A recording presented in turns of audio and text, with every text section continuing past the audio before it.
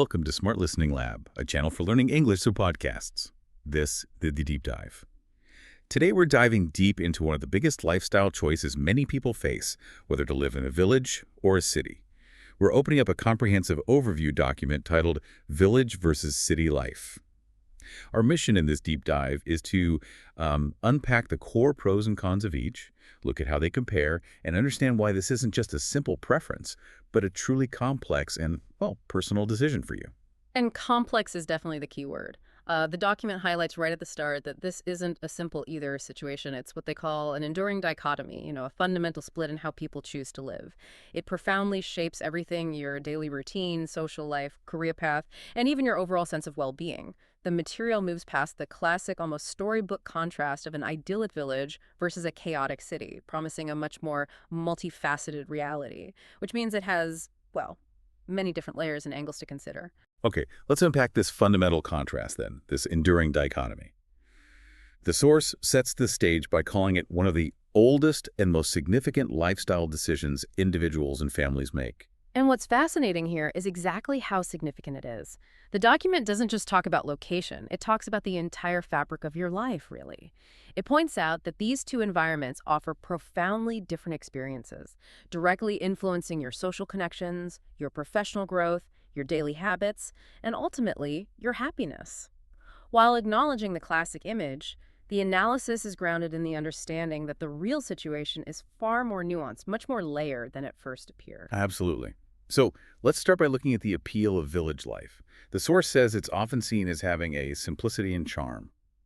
What are the core insights the document gives us about why people are drawn to villages? Well, the material distills several key attractions. One major insight is about the pace of life and tranquility.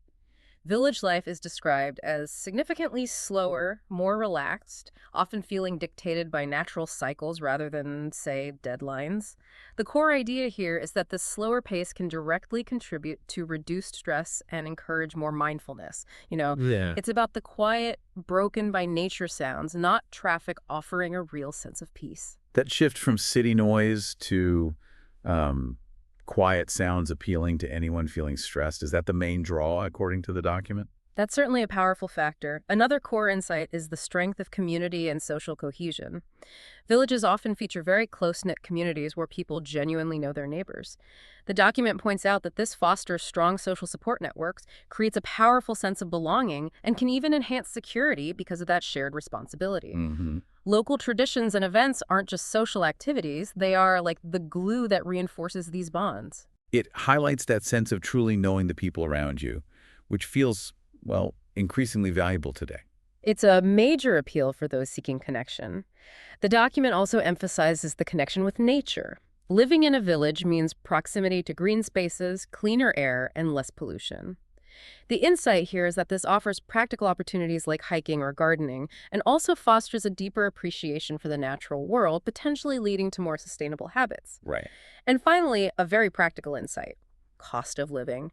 Generally, the cost of living in villages is lower, particularly housing. Okay. The document's point is that this can mean significantly less financial pressure on households, potentially allowing for larger homes or maybe more disposable income. Property taxes, general expenses, often more modest. So the key insights about village appeal seem to boil down to a kind of trade-off. Less intensity for more peace, less anonymity for more connection, less concrete for more green space, and often less money spent for potentially more physical space. Exactly. The document presents these as creating an environment fundamentally different from the city, appealing to those who prioritize a grounded, connected, and less financially strained lifestyle. But as the source material quickly points out, this simplicity and charm isn't the whole story, is it? What are the significant challenges highlighted? It doesn't shy away from the drawbacks. A major one is limited job opportunities. The insight here is that career paths in villages are often restricted to local industries like agriculture, small businesses, or public services. For specialized roles, the document suggests you're likely looking at a significant commute or needing to move entirely. Which seems to directly counteract the benefit of a slower pace or more free time if you're spending hours commuting, right? Precisely. And linked to that is the point about fewer amenities. The key challenge is access. Villages typically have limited access to specialized healthcare, fewer options for higher education, less diverse shopping, and restricted entertainment compared to a city. The document also notes less diversity. The insight here is that populations tend to be more homogeneous, meaning the people, their cultural backgrounds, and even viewpoints are often quite similar. This might limit exposure to different ideas and ways of life. And the practical reality, the source points out, dependence on transportation. Ah, yes. Because public transport is often minimal, owning a car is usually essential, adding costs and, well, reducing spontaneity for travel. Exactly. And the final challenge discussed is the potential for insularity. While being close-knit has benefits, the document suggests it can sometimes mean communities are insular, perhaps resistant to outside ideas or change. And paradoxically, that closeness can also mean less personal privacy compared to a more anonymous city. That's a striking challenge. The closeness that's a benefit can become a drawback if you crave change or privacy. So having looked at the village, let's turn to the city. The source describes it as a center of human activity, innovation, and diversity. What are the core insights behind the city's dynamic appeal? Cities have a very different and often powerful draw. A primary insight is the concentration of opportunities and ambition. Cities are economic powerhouses, offering a vast array of jobs across virtually every sector. They are typically hubs for higher education, research, and professional networking. The document suggests this concentration attracts ambitious individuals, creating a competitive and innovative environment. So the city is where the action is, career-wise. Pretty much. That's a key part of it. And that concentration leads to another insight: incredible diversity and cultural vibrancy. Cities are presented as melting pots of cultures, ethnicities, and ideas. This is reflected everywhere: the food, the arts, the music, the social interactions. The document highlights that exposure to so many different perspectives broadens horizons and fosters creativity. Cities also house world-class cultural institutions like museums and theaters. It sounds like a place where you're constantly exposed to new things and pushed to think differently. Exactly. Then there's the insight about amenities and conveniences. Cities offer unparalleled access to specialized healthcare, incredibly diverse and extensive shopping, a huge range of culinary experiences, and entertainment options available almost nonstop. Wow. The document also notes that many cities have efficient public transportation systems, which can reduce the need for personal cars. Finally, cities are typically innovation and economic hubs. The insight here is that they are often at the forefront of technology, social trends, and economic development. The sheer density of people and resources provides fertile ground for entrepreneurship and rapid progress. Wow. Reading through those points, the city's appeal seems to be its intensity and breadth, the sheer amount of everything available. Opportunity, experiences, convenience, it's all concentrated there. It is. The document presents cities as offering stimulation, immense choice, and the potential for rapid personal and professional growth in a way that villages typically cannot. But just as with the village, that dynamism comes with its own set of significant challenges, doesn't it? Absolutely. The most widely recognized is the high cost of living. The insight here is that housing, in particular, is notoriously expensive in major cities, often consuming a massive portion of income. General daily expenses are also considerably higher. So the cost of all that opportunity is quite literally high. It is, and the document ties that directly to the next point: pace and stress. The fast-paced, highly competitive nature of city life, combined with constant noise, crowds, and an overload of information, is highlighted as a major contributor to increased stress, anxiety, and the risk of burnout. Yeah, I could see that. Environmental concerns are also significant drawbacks. Cities frequently face high levels of air and noise pollution, have limited green space per person, and suffer from the urban heat island effect. Oh. That's where built surfaces like roads and buildings trap and re-emit the sun's heat, making cities significantly warmer than surrounding rural areas. The document also points out anonymity and social isolation. The insight here is a paradox. Despite being surrounded by millions, city dwellers can experience feelings of anonymity and find it challenging to build the deep, close-knit connections often found in villages. That's a powerful contrast to the village discussion. You can be incredibly lonely even when constantly surrounded by people. It's a key point the document makes. And finally, the potential for crime rates. While varying significantly within any urban area, some city zones may experience higher crime rates compared to many rural settings. For you listening, the document really asks you to consider which set of challenges feels more significant to you: the limitations and potential insularity of the village, or the intensity, cost, and a potential isolation of the city. That's a crucial question. And the source helps frame it by laying out the key differences clearly in a comparative summary. Yes, the analysis provides a point-by-point comparison that makes the contrasts very stark. Let's walk through some of the main ones. Regarding pace of life, it's slow, relaxed, and predictable in the village versus fast-paced, dynamic, and often demanding in the city. Big difference. Yeah. Communities characterized by being close-knit with low anonymity in the village, contrasting sharply with being diverse but with the potential for high anonymity in the city. Right. The environment is typically more natural, with cleaner air and more accessible green spaces in the village, compared to urbanized environments with higher pollution and often less per capita green space in the city. Okay. Opportunities are presented as limited and often tied to the local economy in the village, versus abundant and diverse across career and education paths in the city. Makes sense. The cost of living is generally lower in the village compared to generally higher, especially for housing in the city. Amenities are described as more basic and offering fewer specialized services in the village, contrasting with extensive and a wide range of specialized services available in the city. Transport in villages is often car-dependent due to limited public options, while cities often boast extensive public transport and walkability in many areas. Okay. Anonymity is low in the village and high in the city. Stress levels are presented as potentially lower in the village due to pace and environment, but potentially higher in the city due to competition and noise. Got it. And finally, cultural exposure is often limited and more homogeneous in the village compared to very high and diverse cultural influences found in the city. That summary really crystallizes the core trade-offs, doesn't it?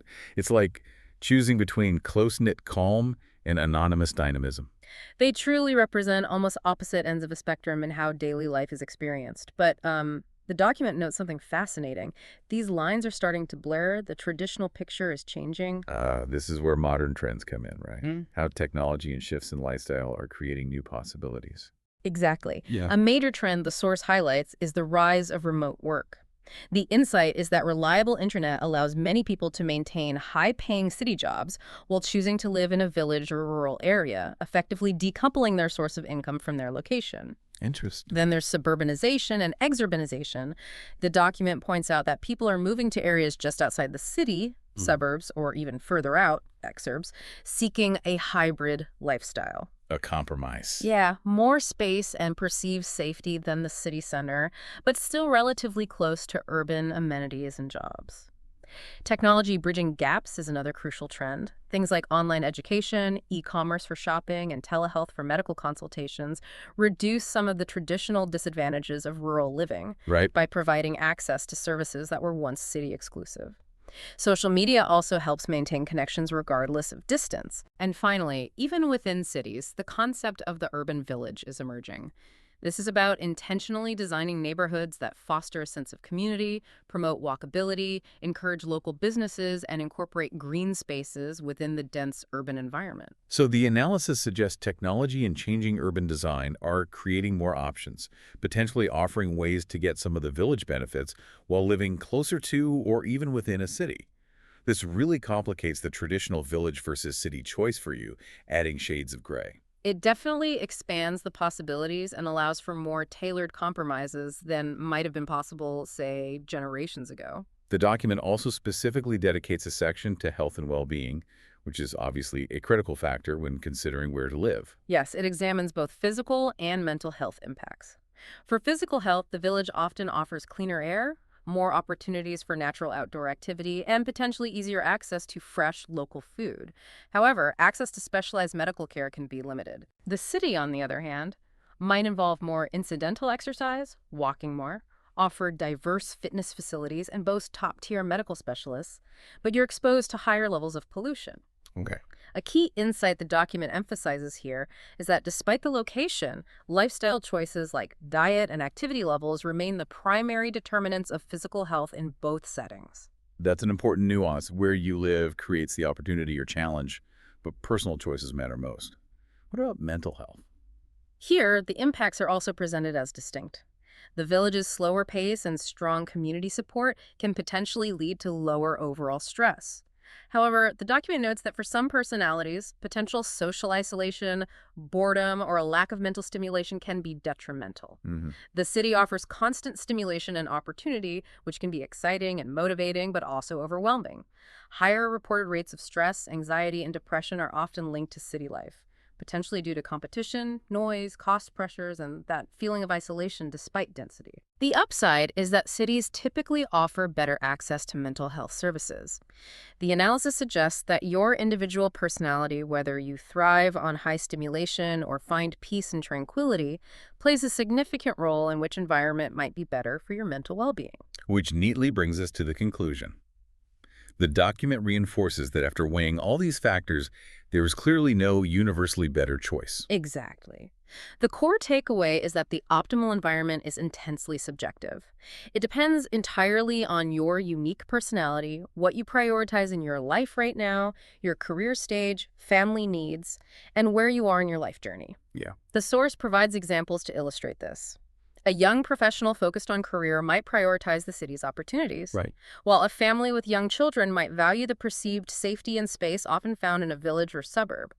An artist seeking solitude for creative work might lean towards rural tranquility, and a retiree might base their decision heavily on proximity to family or essential healthcare services. So the most informed choice is about understanding the trade-offs, the peace of the village versus the dynamism of the city, close community versus diverse anonymity, lower cost versus abundant opportunity, and aligning those with what matters most to you personally. Precisely.